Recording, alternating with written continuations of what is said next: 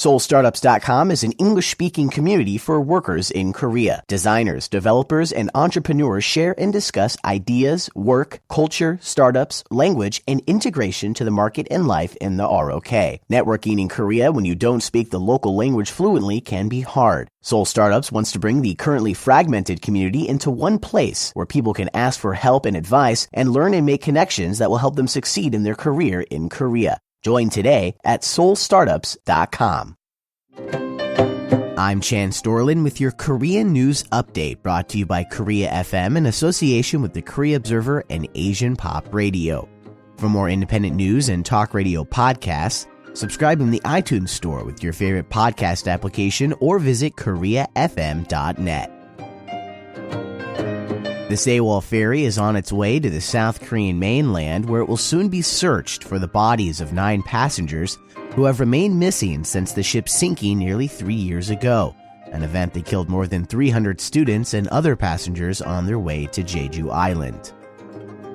The Korea Herald reports after draining seawater and oil from the vessel over the next few days, engineers will then fix the ferry onto a semi-submersible vessel for a trip to a port in Mokpo, approximately 87 kilometers from the wreckage site, a voyage officials expect to take as many as 10 hours, meaning the Sewol could arrive at port as early as Tuesday.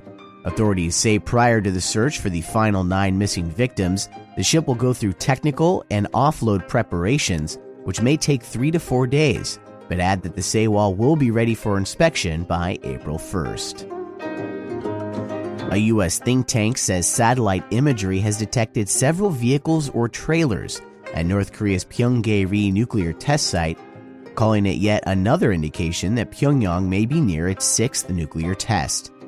Yonhap reports the 38 North website of the U.S. Korea Institute at the Johns Hopkins University School of Advanced International Studies says the images come from the same site of North Korea's past 4 nuclear tests, but also notes that the evidence is not definitive.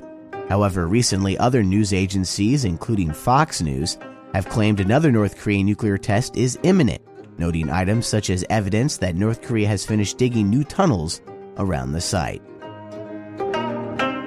While China has continued to ramp up its boycott of South Korean goods, entertainment, and even tourism to the peninsula due to objections over the deployment of the Terminal High Altitude Aerial Defense or THAAD missile system, it appears one large hub for Chinese tourism in the ROK is actually seeing more visitors overall.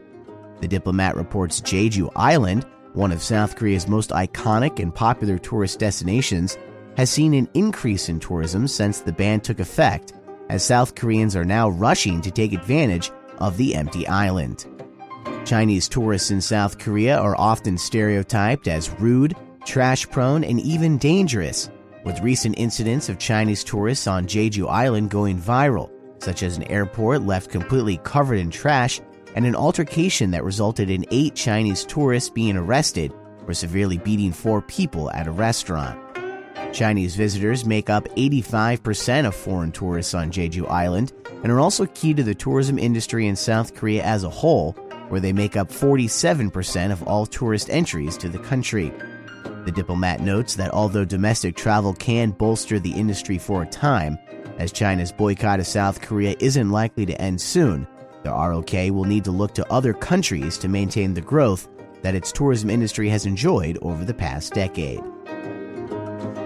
And the number of South Korean marriages last year hit the lowest level since 1974. The Hankyoreh reports a complex combination of factors are being blamed for the steep decline in marriages, including demographic structure issues, social and economic conditions, and changing perceptions. South Korea saw just over 280,000 marriages in 2016, down 7% from the year before, and also the first time since 1976 that marriage numbers have been reported below 300,000. Subscribe to the Korea FM Talk Radio and News Podcast in iTunes or your favorite podcasting application. And for more news, talk radio, and independent music from the Korean Peninsula, visit KoreaFM.net. I'm Chan Storland.